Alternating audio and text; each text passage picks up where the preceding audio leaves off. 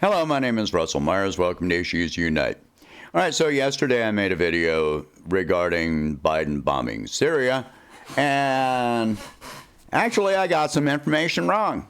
Not, at least when I get something wrong, I admit to it. All right, so I had read into this after my 12-hour shift, and I expected to see a certain thing, and it turned out that that thing wasn't even there. All right, there was. Let me go into the end of this. All right, I said that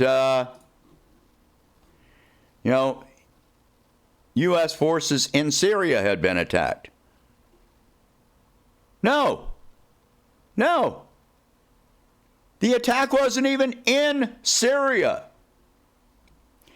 Biden on Thursday directed U.S. military airstrikes in eastern Syria against facilities belonging to what the Pentagon said were Iran-backed militia in response to recent attacks against U.S. targets in Iraq. He bombed Syria for an attack that happened in Iraq. And I pointed out our presence in Iraq is illegal. Our presence in Syria is illegal. You cannot defend against an attack when your presence in the first place is illegal. All right, this one is for those of you who are always saying, but we need to be in Syria and Iraq to protect the Kurds.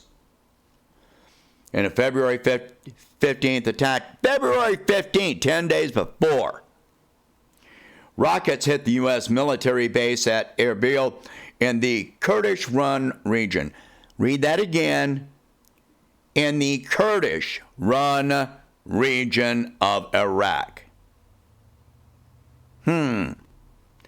I pointed out before that the Kurdish militia, the YPG and the PKK, are on the U.S. State Department list of international terrorist organizations and have been since 1997. You can look that up for yourself. But, yeah, we've got to defend them. Defend those terrorists. The rocket attack in Erbil remains under an active investigation.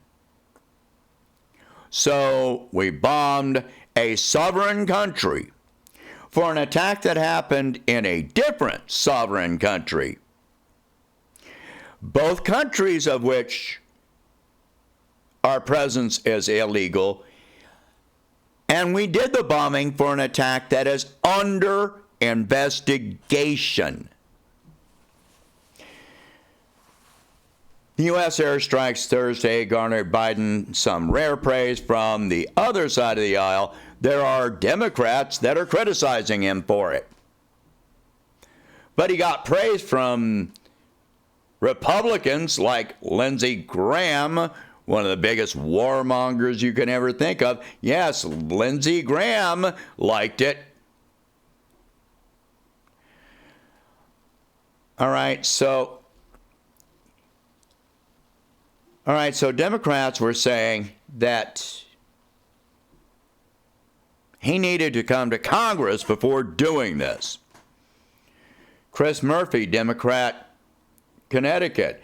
Congress should hold this administration to the same standard it did prior administrations and require clear legal justifications for military action, especially inside theaters like Syria, where Congress has not explicitly authorized any military action.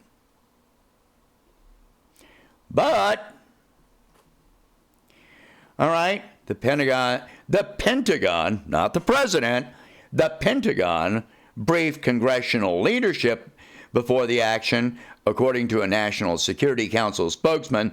House Speaker Nancy Pelosi's staff doesn't even say Nancy Pelosi. Nancy Pelosi's staff was notified before the strike, according to a Democratic aide. There will be a full classified briefing early next week, the National Security Council spokesman said. So Congress is going to be briefed next week about an attack on a sovereign country.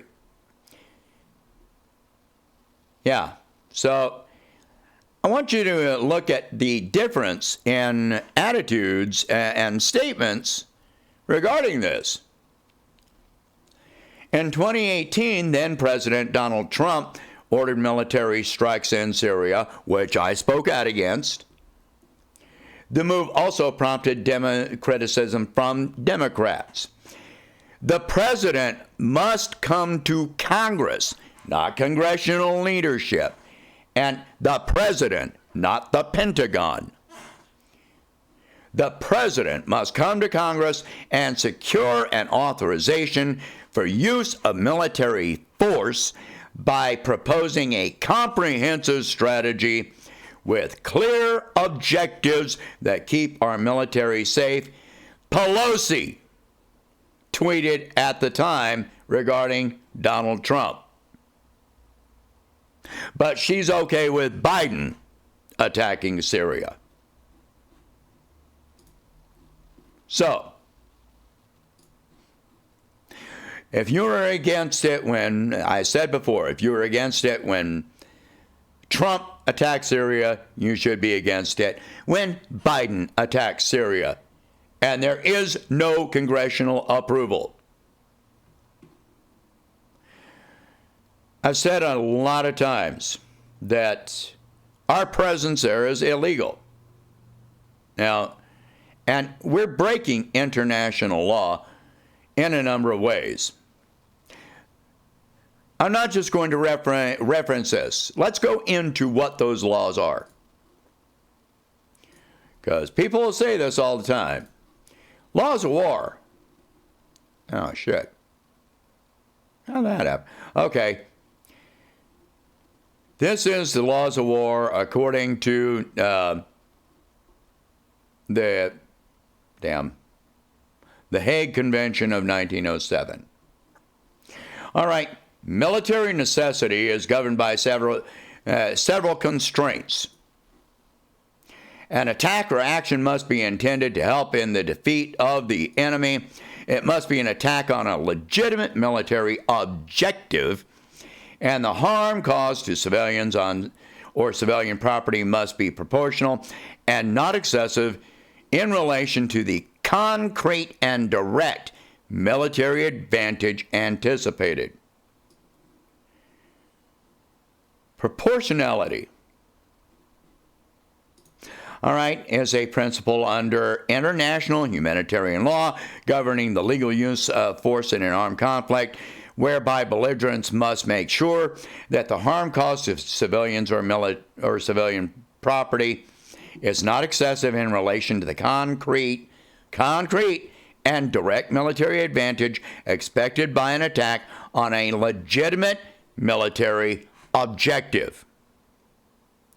Let me point out there is no military objective stated in our presence in Afghanistan, Iraq, or Syria. The war on terror is not a legitimate, defined military objective. Honor, yeah, is a principle that demands a certain amount of fairness and mutual respect between adversaries.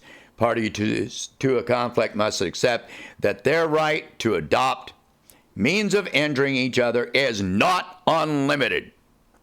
They must refrain from taking advantage of the adversary's adherence to the law by falsely claiming the law's protections, and they must recognize that they are members of a common profession that fights not out of personal hostility, not out of personal hostility, but on behalf of their respective states. On behalf of their respective states. The United States does not own any part of, Syria or Iraq or Afghanistan. In Syria, we have no property, no monetary, no industrial interests in that country at all. We don't have any right to be there. So the only defense that you can claim is for our presence being there, which is not wanted. In Iraq, we don't have any actual resources there. The resources belong to Iraq. They don't want us there.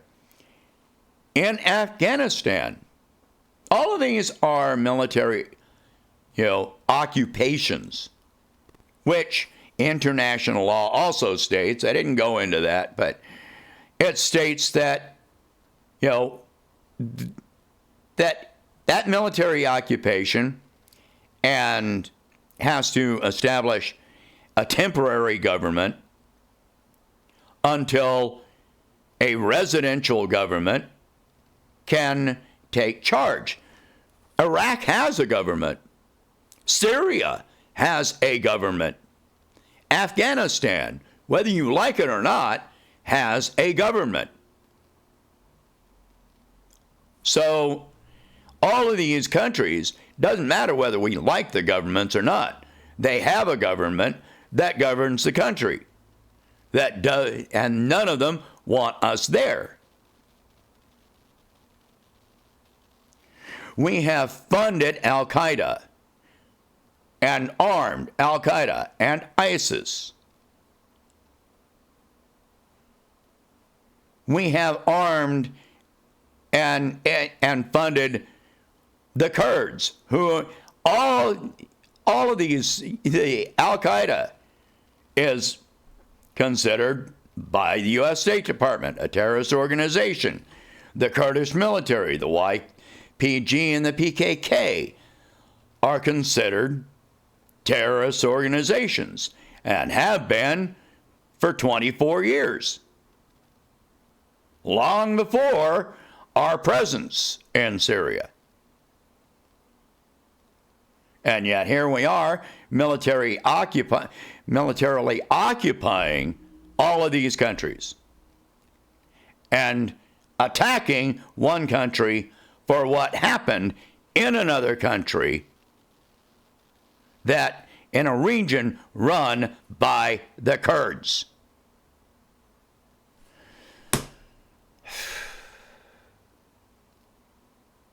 Yeah. So, and Congress doesn't get to know about it. You don't get to know about it. I understand that the administration notified Russia to avoid, because yes, Russia has forces in Syria.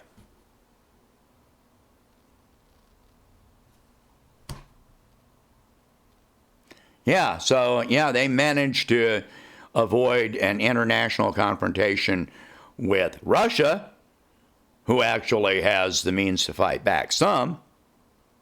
But, but you're still causing, it's a war crime. This is a war crime. Illegal occupation is a war crime. Stealing a country's resources is a war crime. Stop defending this. Share this video. Talk about these subjects. And if you can, please donate $1 a month to help expand the channel. And don't forget, click like. And my next live stream is this afternoon at 4 p.m., so in about 2 hours today. All right. I will see you in the next one.